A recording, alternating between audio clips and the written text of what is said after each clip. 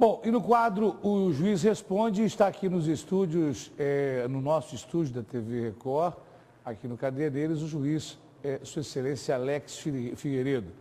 Excelência, muito bom dia, obrigado pela sua vinda ao programa. Marco Social, o que é essa lei Marco Social? Bom dia, Walter, bom dia, telespectadores. Mais um prazer estar aqui fazendo parte desse programa. Essa, popularmente chamado de Marco Civil da Internet, o que é? É uma lei que foi publicada no último dia 24 de abril, a Lei 12.965. Ela entra em vigor dia 23 de junho agora, tem uma vacatio legis de 60 dias, e ela procura regular no país a utilização da internet. Não só visando que as operadoras de internet ofereçam um plano melhor, prestam um serviço melhor, mas também visando com que elas sejam responsabilizadas de uma forma mais clara em relação aos seus conteúdos, ao que é postado, ao que é publicado. Enfim, é uma lei nova que o Brasil é um dos poucos países do mundo que existe uma lei desse tipo, uma lei que foi discutida por 4 anos, e o que nós esperamos é que com a vigência dessa lei, realmente o serviço, a utilização da internet no país seja regulada de uma forma mais responsável. Bom, qual o procedimento, doutor Alex, para quem está sendo vítima da rede social, para ele tirar, para fazer a retirada de uma página da rede social, de comentário ou qualquer postagem que venha denegrir a imagem desse que está sendo vítima dessa ação. Tem um procedimento dentro do Marco Civil que ele pode tomar ou não? Sim, a Lei 2.965 ela estabelece quais são esses procedimentos.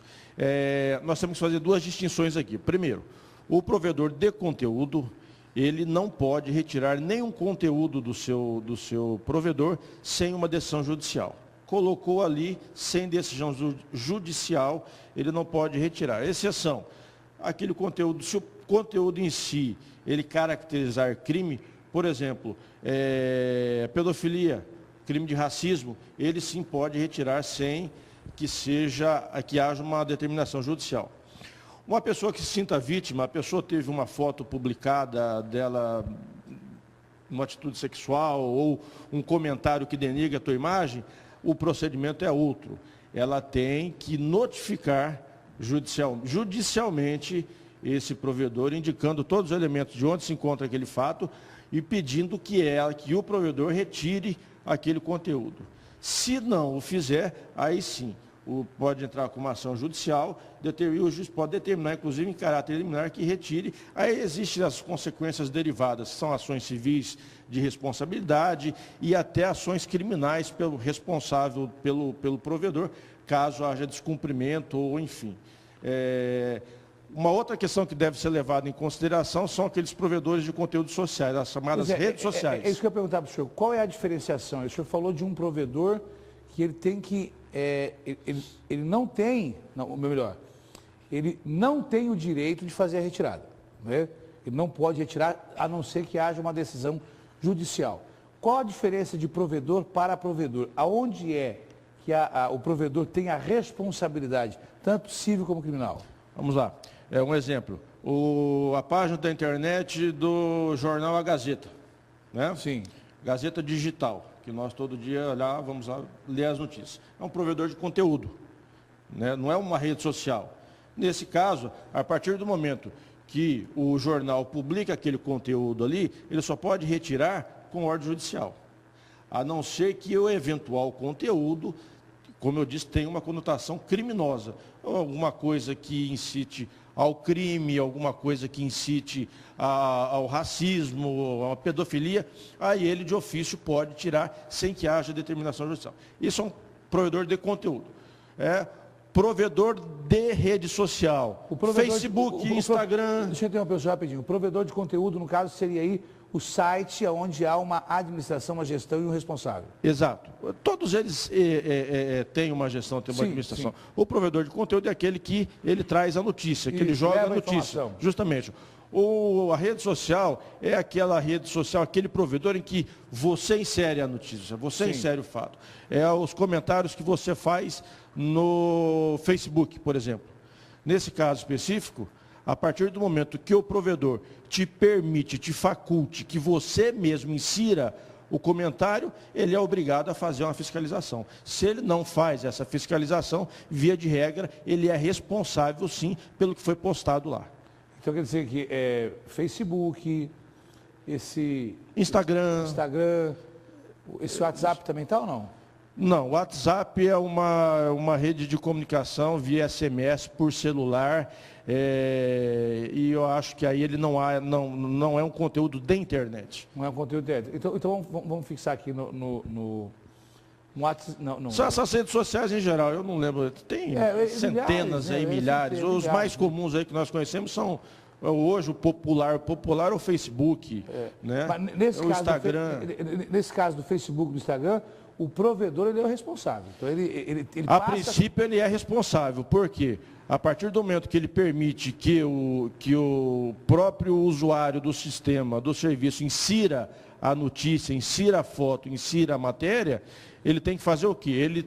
Se ele permite isso e se ele tem lucro com isso, o mínimo que ele pode fazer é ter uma fiscalização eficaz para não permitir que conteúdos ofensivos sejam publicados. Mas veja bem, quando eu digo conteúdo ofensivo, ele pode ser ofensivo para você, Walter, que teve o teu nome lá, mas pode genericamente não ser ofensivo.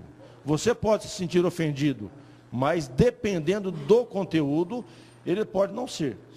Se você se sente ofendido nesse caso específico, aí sim você tem que notificar o provedor antes, Facebook, ou Instagram, ou Google, ou YouTube, o que quer que seja, para que ele retire. Mas nesse caso também pode recorrer ao judiciário? A notificação tem que ser judicial para ter valor. Ótimo. Começa por aí. Então tem que ser uma notificação judicial, porque aquilo que é bom para mim nem sempre é bom para você.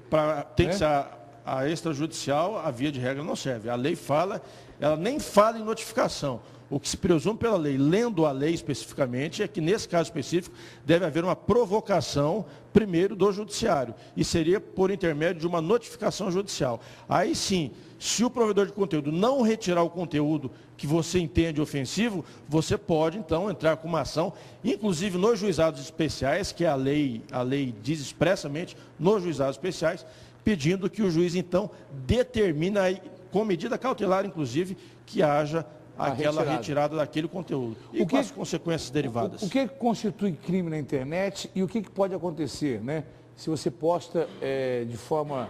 o que pode ser constituído como crime? O senhor falou do racismo, da pedofilia, são alguns exemplos, mas tanto quanto é abrangente os provedores, também é abrangente a ação criminosa? Walter, o Marco Civil ele não trata de crime.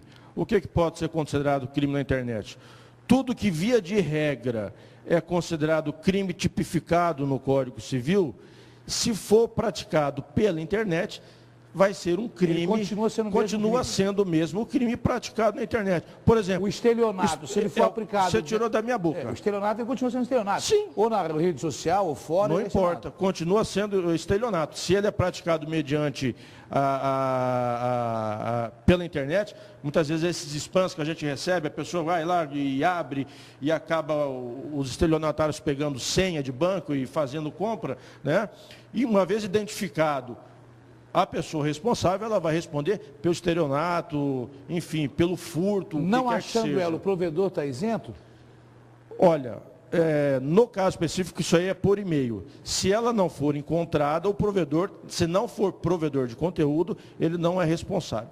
Só que pelo Marco Civil da internet, hoje vai ser muito difícil não achar, porque foram criados sistemas rígidos de controle, inclusive de armazenamento das identificações digitais dessas pessoas que usam a internet para esses fins. Então, por isso que eu digo que também é uma norma de proteção.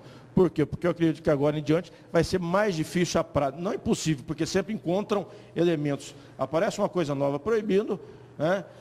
Se encontra uma saída. Justamente. É igual o traficante. O traficante, se a polícia começa a pegar muito de um jeito, ele vai achar uma forma de esconder a droga do outro. Os modos operantes, justamente, muda. Mas vai dificultar, não tenha dúvida disso. Bom, eu quero agradecer o doutor Alex, e eu digo sempre, é muito bom conversar, é muito bom a gente ficar bem informado, né? E esse trabalho hoje aqui, acredito eu que foi um trabalho orientativo e uma prestação de serviço do Judiciário Mato Grossense para a sociedade, no sentido de que a lei ainda vai entrar em vigor, né? Quer dizer, não é uma lei que já está valendo. Mas, finalizando, eu quero primeiro agradecer o senhor e depois dizer o seguinte, o marco civil para o senhor avalia ele de forma positiva? Acredito que sim, pelas palavras do senhor, mas quero perguntar, ele veio de forma positiva para verdadeiramente, no mínimo, regulamentar e fiscalizar? Sem dúvida, Walter, esse é um avanço muito grande que nós temos. Como eu disse, é uma lei estudada por 4 anos. O Brasil é um dos poucos países em que há uma legislação desse tipo e veio principalmente para beneficiar o consumidor. Vai acabar com esse negócio de você vai lá, você assina um plano de internet, uma velocidade tal e te coloca uma velocidade lá embaixo e você não tem o controle disso. Houve participação do Judiciário na criação da lei ou só a Câmara Federal e o Senado? Não houve participação do Judiciário, isso aí é um processo legislativo, né? Mas precedido por inúmeras audiências públicas. Como eu disse, foi uma lei estudada por 4 anos, houve inúmeras audiências públicas antes de chegar. O Judiciário foi ouvido, então, né? Com certeza. Com certeza. Eu não tenho exatamente esse fato, mas se houve audiência pública, o Judiciário, em algum momento, deve ter participado disso. Até para opinar, porque é muito importante o posicionamento do Judiciário. Doutor Alex, suas considerações finais e obrigado pela sua vinda ao programa. Mais uma vez agradeço pela participação, é sempre um prazer fazer parte, estar aqui ao seu lado desse programa e estou sempre à disposição que você, o programa e a empresa precisar. Muito obrigado.